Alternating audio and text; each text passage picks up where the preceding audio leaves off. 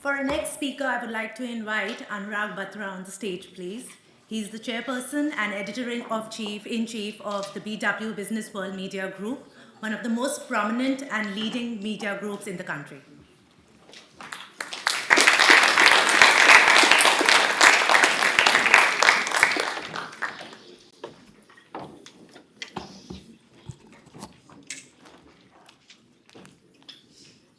Morning, Ram Ram. Can you hear me? When I'm speaking after a pioneer in space who's really made a difference to the country, I have the same task that the seventh husband of Elizabeth Taylor faced on the night of the honeymoon. Mr. Das, you know what the task was. Do you know what the task was he faced on the night of the honeymoon? You know or you don't know? Would you like to know? So, on the night of the honeymoon, the seventh husband of Elizabeth Taylor said to Elizabeth Taylor, "Darling, I know what I'm supposed to do, but I hope I make it interesting." So I hope I make it relevant and interesting. And I'm just before Mr. Vijay Chauthaiwale and Mr. Gauranga Das. First of all, congratulations to Siddharth for doing this, and to the Side Business School at Oxford. My first time at the business school, and I have lots of friends who passed out from here. I'm going to talk to you about smelling the chai. Why the world needs to see India in a new light. Today is also the World Yoga Day, and I'm sure the day is not very far when we'll celebrate the Yoga Day, Ronnie, on Moon. I'm sure with what he was talking, and it's not a joke, it will happen. Especially if Elon Musk sees my speech, which he may not. But on a serious note, on October 23rd, 2021, I woke up in the morning. The second wave of COVID had subsided. The last few months were very tough for India. And I saw a headline of CNN. I don't write often, maybe 3-4 times a year, but I wrote a piece. And what I'm going to talk about is how the world views India currently and why the world needs to see India in a new light. I have my friend Rohit Bansal here. We had a common friend who wrote a book about why the world media, he's in heaven now, why the world media needs to look at an Indian in a different light. Ladies and gentlemen, chai lovers, let me start with a confession. I am a chai aficionado. Not that sad, soggy tea bag nonsense you sometimes find everywhere.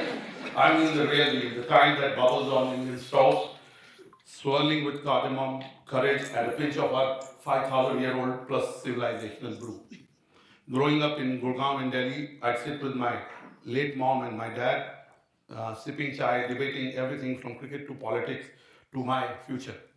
That's what chai does. It sparks conversation, it binds us, it tells a story. Today, I invite you to smell the chai, not just the drink, but the vibrant aroma of a new India, a nation that brewed itself into a global force.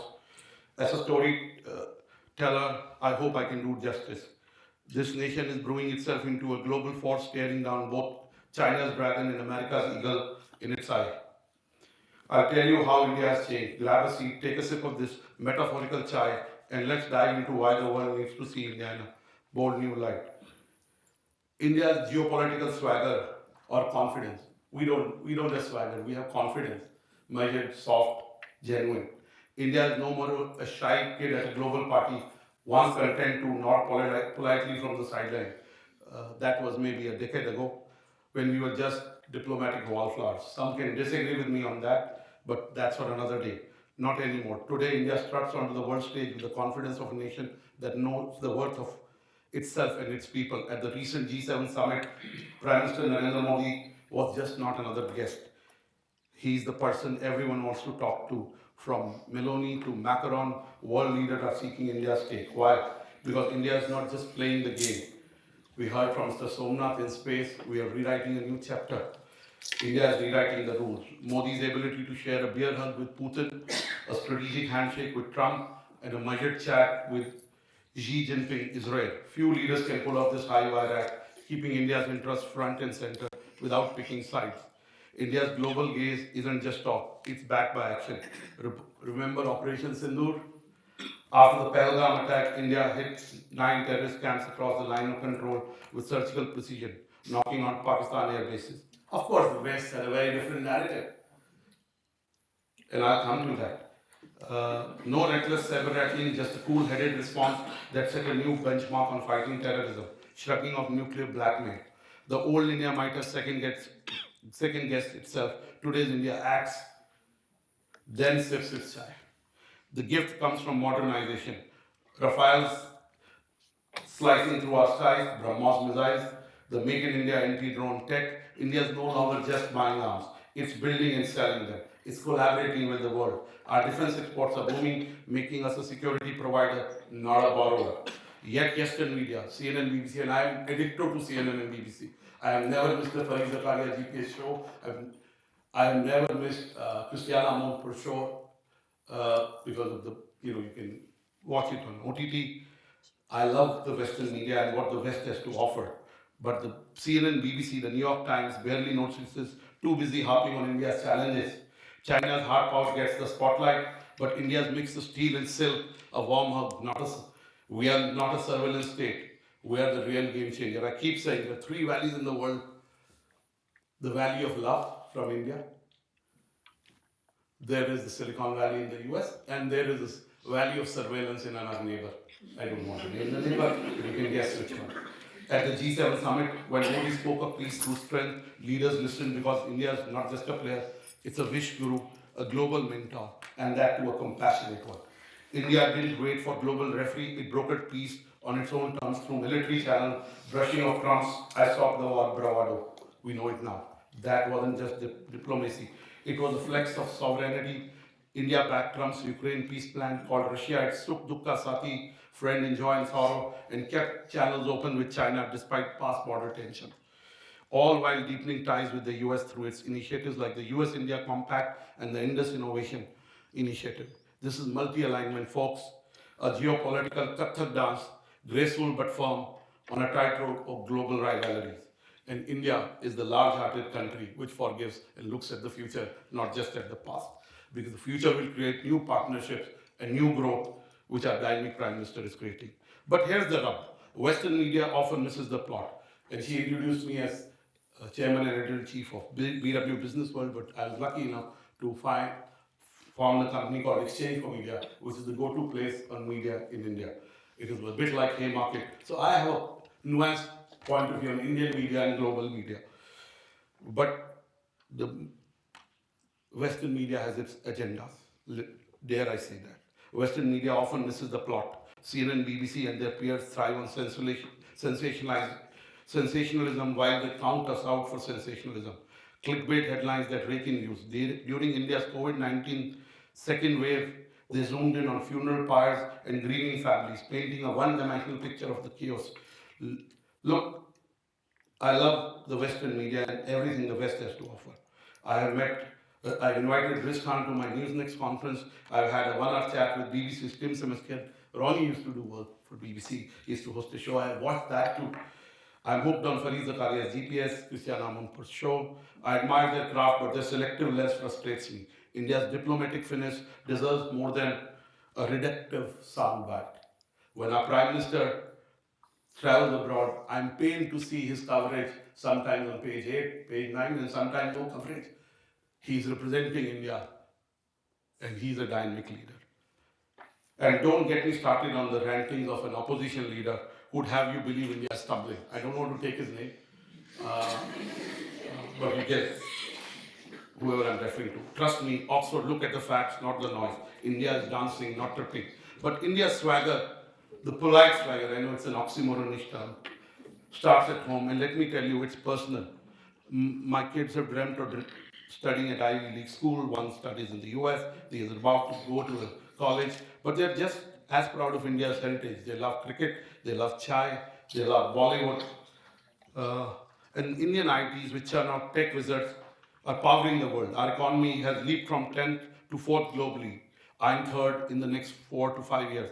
Make in India isn't a slogan. Look at our semiconductor industry, defense tech. Look at UPI, which handles half the world's financial transactions by volume. During the pandemic, I got my vaccine jab as easily as grabbing a coffee at Starbucks, thanks to COVID and India's billion dose milestone by late 2021.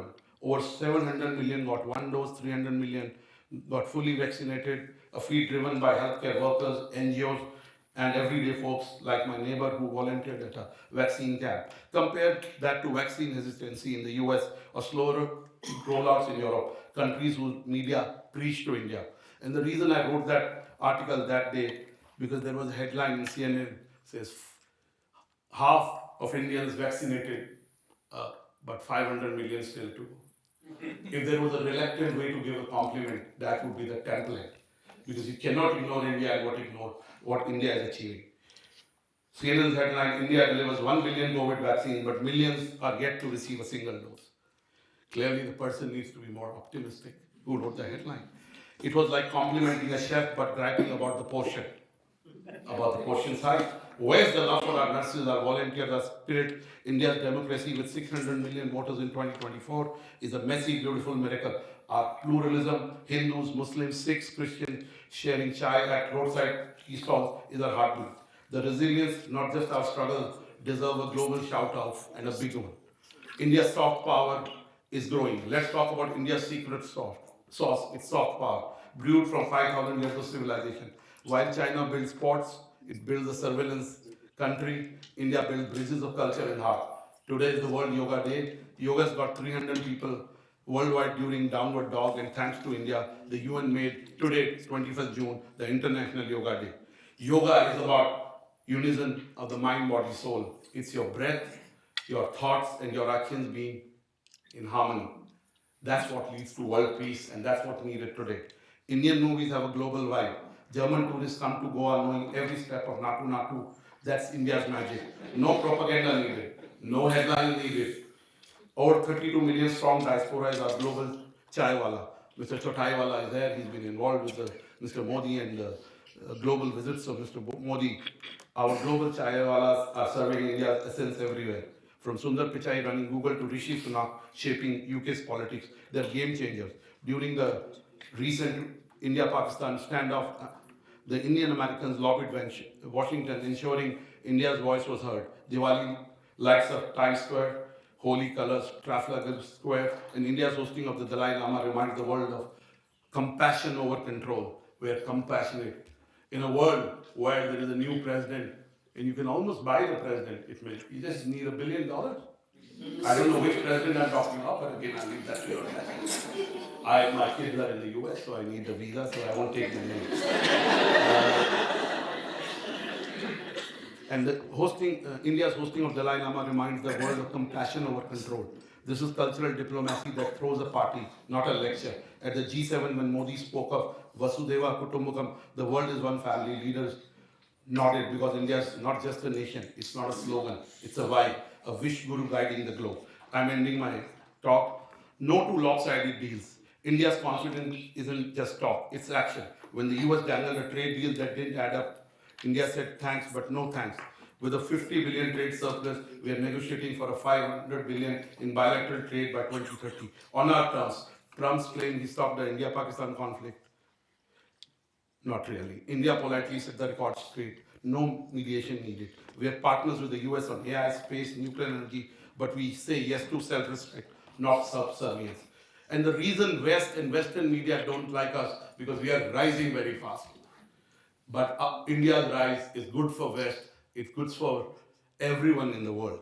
The boldness clashes with media portrayals of India as a pushover. CNN and BBC, despite the anchors whom I admire, often amplify critics, opposition voices, or self-styled India biters while ignoring the policymakers, citizens, and NGOs represented in this room. India's 2030 G20 presidency, rallying the world around climate and digital inclusion, was a masterclass in balance. Why not celebrate? And please don't buy into the opposition leaders' gloom and doom rants. India's too busy building its future to dwell on its soundbite. In the end, I want to say that India's heart shines through its pandemic response, its compassionate culture, its gift of yoga to the world. I see Indians and my Delhi Heights cook for stranded migrants, friends fund oxygen cylinders, strangers truth. I'm ending in less than 60 seconds. Yeah, I am in the business of time, so I know. That's our inclusive humanism, our Atmanirbhar, self-reliant spirit, solving not just India's problem but the world's. Our vaccine drive inspired global campaigns saving lives. So CNN, BBC, wake up, smell the chai, not the coffee. Give India's people its grit, its magic, the credit they want. India can calm tensions with Pakistan, build bridges with China, partner with the US, all while hosting the Dalai Lama and sending yoga globally. I just want to say, smell the chai for what it is: bold, balanced India, unapologetically itself. Raise your cups to a nation that doesn't just brew a chai, but brews a new global story. Namaste.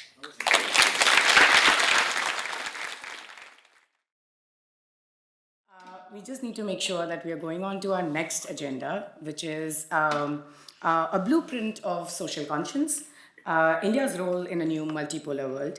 And with that, I invite the two honorary guests that we have for this session, Mr. Vijay Chauthaiwale ji, who is in charge of the Foreign Affairs Department of the BJP, and Gauranga ji, who is a prominent spiritual leader. We welcome you to the stage. For the same session, we would have Mr. Anurag Batra come and host the two guests with us today. Thank you.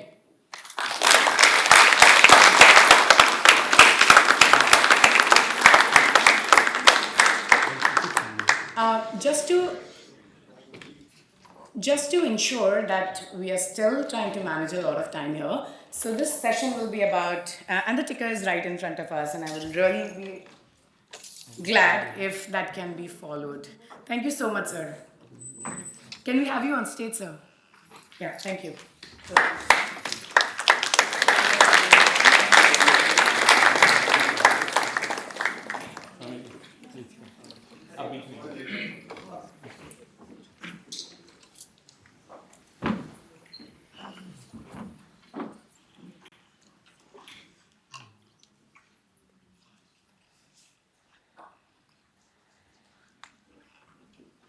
The session is titled A Blueprint for India's Social Consciousness, India's Role in a New Multipolar World.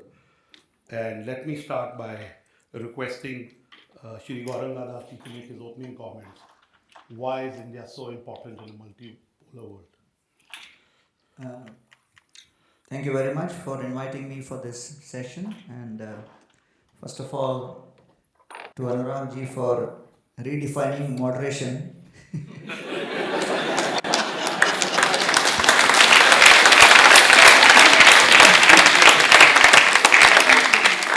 So, I would say that many years ago, a German traveler visited Bharat. He came to Mumbai. Anurag is an old friend, so we like sharing stories.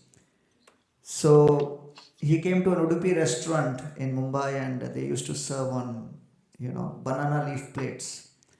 So this was the first experience for this German traveler, banana leaf plates. So he ate the idli, vada, dosa, and then he didn't know what to do with the plate.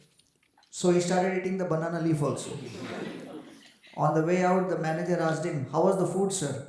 So the German traveler said, "Food was great, but the salad was very stiff." There was a time when the world did not understand what Bharat is, but as Anurag ji beautifully explained, the narrative is changing, and I want to share that we are living in a world where the biggest contribution Bharat has is to redefine the understanding of artha or economy, which is not just dhana, but in terms of the Ashtalakshmi framework.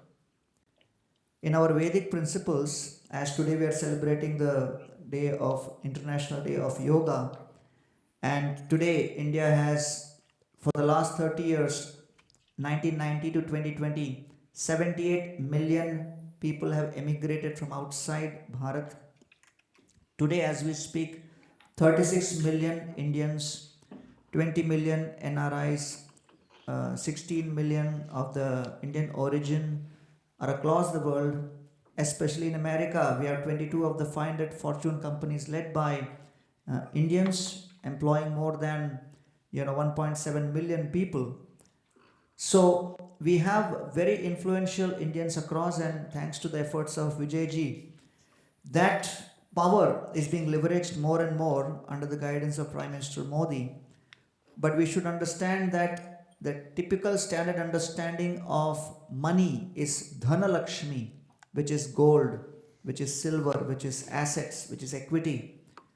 But the Vedic literatures speak about 7 other understandings of Lakshmi also. And the first of that is what is known as Adi Lakshmi.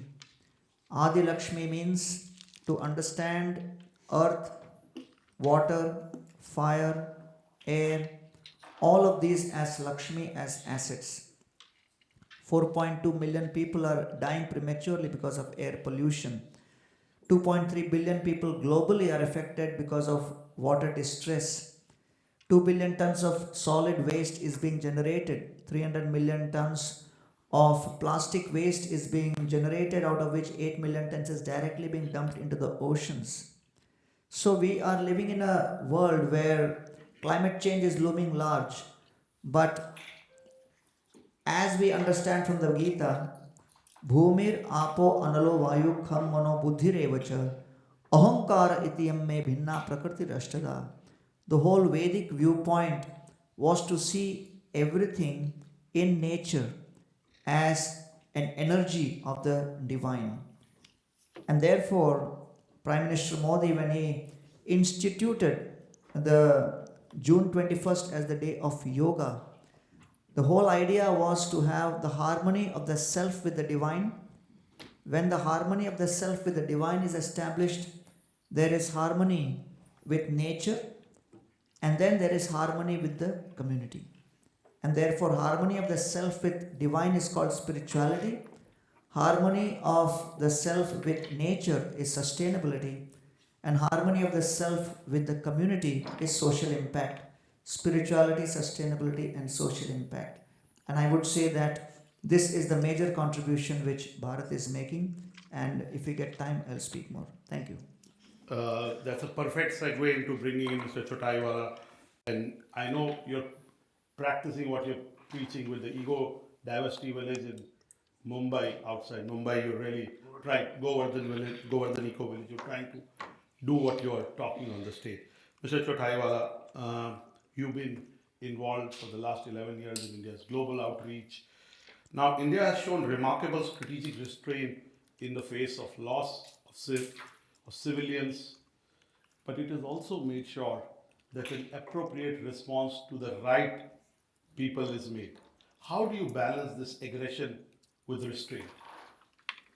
So, first of all, thank you, organizers, especially Siddharth and his friends, for organizing such a wonderful session and also inviting me on this auspicious day of yoga. Friends, strategic constraint was always India's one of the mottos, and we have not reacted the way we should have reacted in many past instances, terrorist attacks, including Mumbai attack, etc., where the perpetrators of these crimes were clearly identified. And this constraint, we have taken it as our virtue. But the situation has changed after Prime Minister Modi came to picture, when at the time of Uri, Pathankot, we have done surgical strikes, air strikes, and Operation Sindoor. I remember listening to Prime Minister Netanyahu's speech in Delhi in Raisina Dialogue, and his first sentence was, soft power is good, but hard power is better. So unless you have a strength of hard power and you have capability to show it. Once I was talking to our NSA, Shri Arjit Dovalji, and on one instance he said, Vijay ji, it is not important how much power you have. It is important, do you have capability to exert that power? And that is the message we gave it by Sindoor. So a lot of people try to take the credit about who has stopped war, etc. But we are very clear that India has started this operation on its own term with a very clear-cut objectives, and it stopped on its own term. So this is one part. Second part is, but by nature the title is of a social conscience, that India is not an aggressor state. Let us be very clear. India has not attacked any country on offensive manner till we are challenged. And that is a virtue which we cherish and we respect.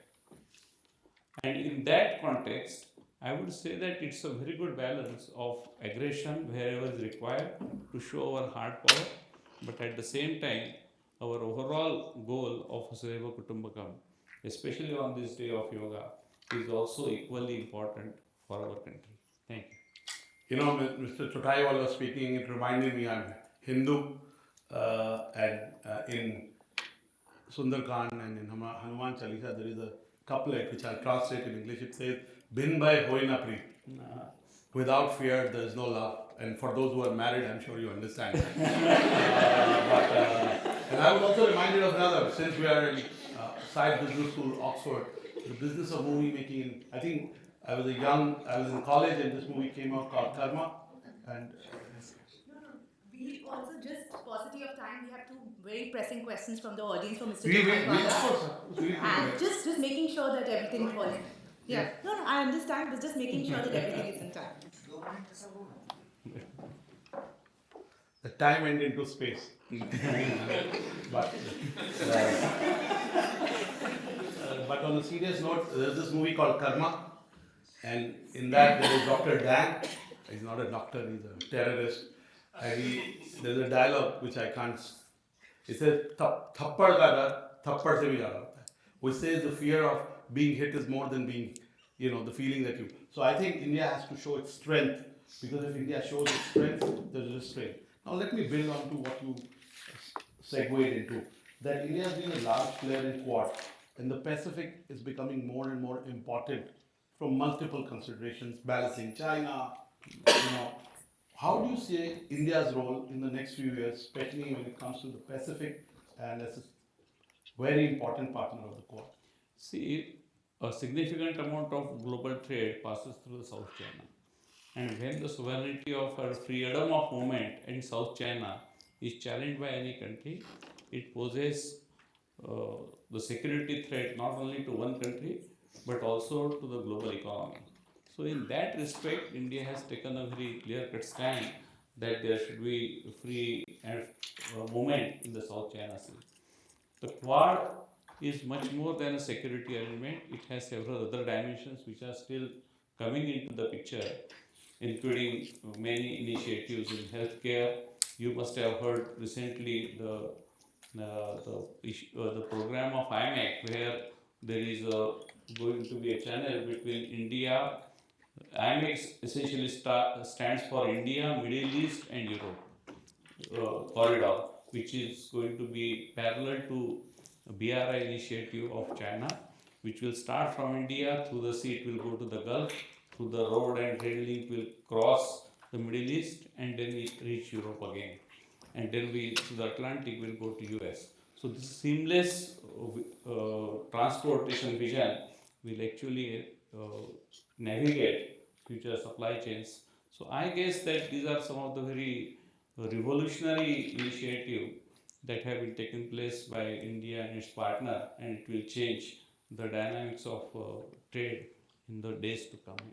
Thank you, Mr. Chauthaiwale. Mr. Das, in 1/3 of India's population is less than under 35.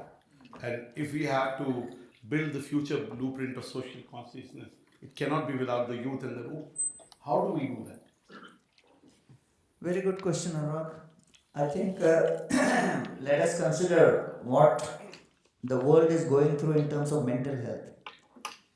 1 in 7 is experiencing mental health crisis. 9 in 100,000 are committing suicide. $1 trillion is the total, net worth of the damage caused because of mental health crisis. 230 million people globally are addicted to social media, out of which 70 million are in India. The teens are spending 7 hours a day. So I would say that I want to focus here on India's role in a new multipolar world, especially for the youth, is when the distraction levels have gone down to almost 8 seconds, which is even lesser than a goldfish. We require the second Lakshmi. I talked about the Dhana Lakshmi and Adi Lakshmi. The third Lakshmi I want to really focus on, which is crucial, contribution from Bharat, is what is called Dhairya Lakshmi.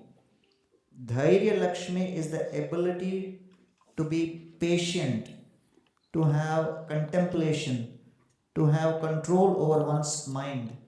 And as in the Bhagavad Gita, again I refer because it's the day of yoga, Trividam Narakasyedam Dwaram Nashanam Kamam Krodam Tatalobham Tasmat Etatrayam Tajet. The three gates to hell, as described in the Gita, is lust, anger, and greed. And I was giving a lecture at MIT, Boston, many years ago, and I was very excited because I'm from IIT. So I thought, oh, it's a great chance for me to present Vedic wisdom in MIT.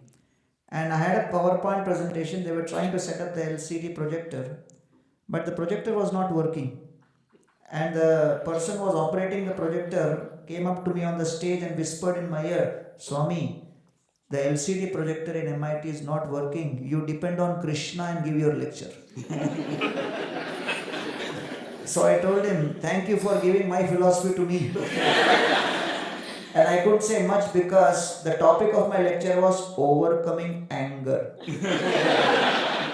And the first slide on the presentation was, things will not always work the way you expect.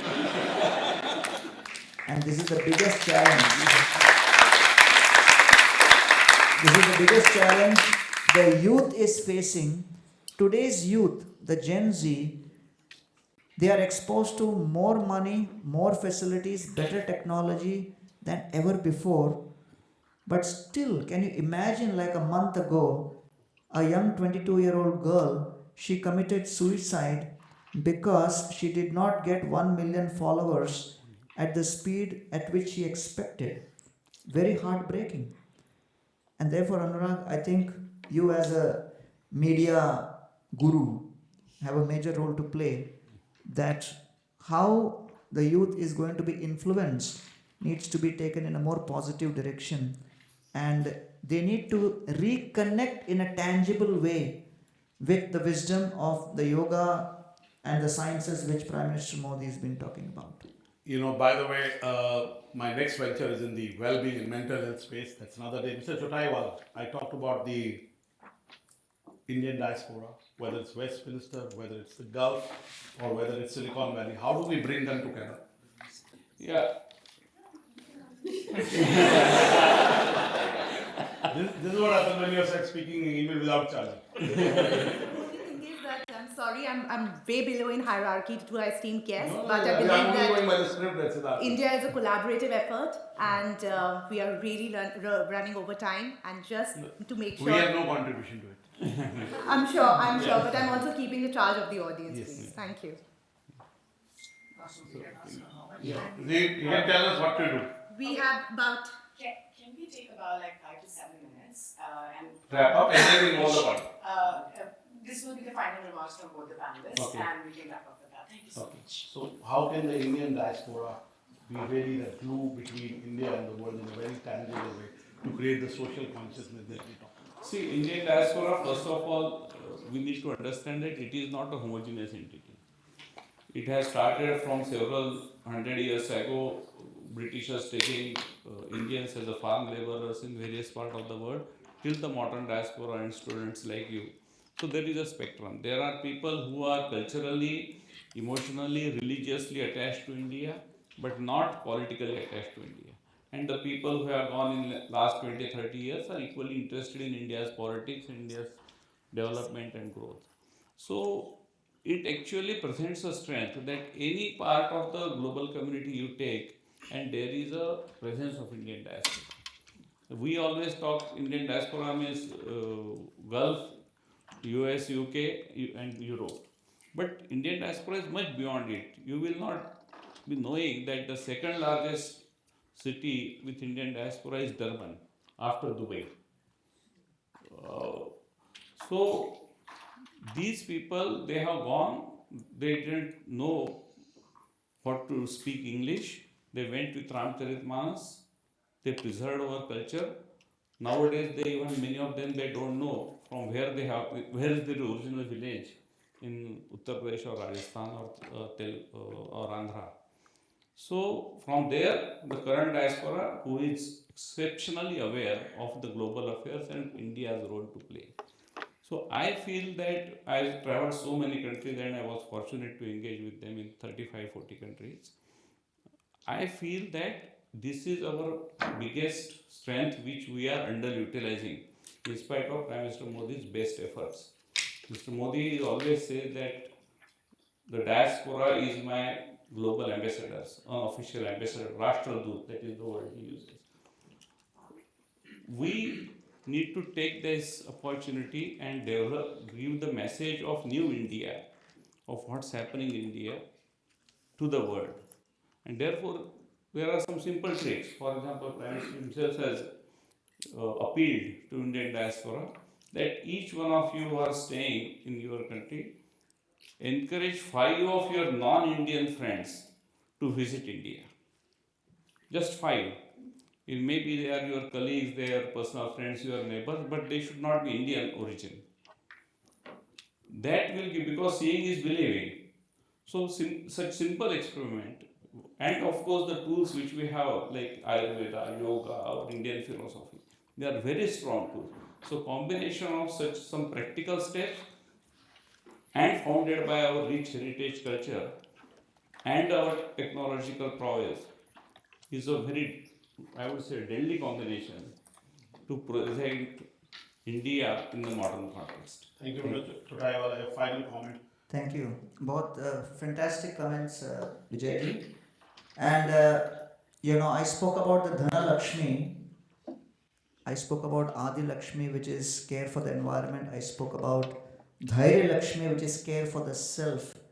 And I will speak now on the fourth very important principle, which I feel is a very unique USP of Bharat, which is Santana Lakshmi, which basically means human resource management, respect, understanding relationships, and negotiating and dealing with the diversity of those relationships, which is Bharat's unique strength. Today, we have a situation where family as an institution is collapsing. And I was giving a lecture at one college outside India, and an American student came to me and he started speaking to me in Hindi. And I looked at him and said, "Hey, you look American, but you're speaking Hindi." He said, "I grew up in a multimillionaire family, but when I was 17, I asked my dad, you gave me everything in life except the pleasure of understanding what is family, because when I was 2 years old, you got divorced. So I want to now experience what is family life. I'm missing that." So today, a country like Luxembourg has 88% divorce rate, Spain has 65% divorce rate, France has 55% divorce rate, Russia has 51% divorce rate, America has 46% divorce rate. Global divorce rate is 44%. India still has the lowest divorce rate at 1%. His dad told him, "You go to Bharat." And he came to Varanasi, went to someone's house and saw paying guest allowed. And he approached them and said, "Please allow me to stay in your house as a paying guest just for 2 years. If you allow me to stay as a paying guest for 2 years to experience what is family, to experience the emotional exchanges of a family, then every month I'll give a rent of 1 lakh rupees for 2 years." That family said, "Why 2 years? Stay whole life." And then they said, "If you have other friends who want to experience family, you can invite them also." But Anurag, it's a fact that Bharat has a major role to play to actually demonstrate how we can live together with all the diversity we have. IIM Nagpur invited me, Professor Bhimrao Maitri invited me to be a visiting faculty at IIM Nagpur. And with all the kind of experiences I've had in the past, I again asked him, "I'm in Saffron. You want me to speak, at IIM Nagpur as a visiting faculty?" He said, "No, we have now Indian knowledge system, no problem." I said, "But still I am in Saffron." He said, "If Chief Minister can be in Saffron, why not visiting faculty?" And so we started one very interesting course, 1.5 credit course on life management skills, where we teach about purpose, focus, habits, relationship, determination, discrimination, humility, and tolerance as basic values which are required in any relationship to enable very excellent health as far as human resource is concerned. And I think that's the core USP of Bharat and Sanatan Dharma, which Prime Minister Modi and Vijay ji and their team have been trying to spread across the whole world. And one of the biggest requirements in HR across the world is human resource coming from Indian background, and that's also published. Therefore, we have a major role to play to share these values, share this culture, and I could speak today about the Dhana Lakshmi, Adi Lakshmi, Dhairya Lakshmi, and Santana Lakshmi. The remaining 4 we'll publish in Business World. Sure. And I just want to give you a big round of applause. Just to sum up, Mr. Forbes is there, Mr. Memani is there. Mr. Memani is the newly minted president of CI, and Mr. Forbes is the past president and a leading industrialist in India. I just want to say, to end this conversation, I would say that if India wants to have the rightful place in the world which it deserves, the world needs it, we all have to build sampada, which is shared wealth, and not sampati, which is selfish wealth. The world is moving towards selfish wealth. You can look at Elon Musk, you can look at the president of a leading country. They are no longer building shared wealth. So India is the only nation in the world which is truly creating shared wealth or sampada. And that is what will build the world. Give our panelists a big round of applause.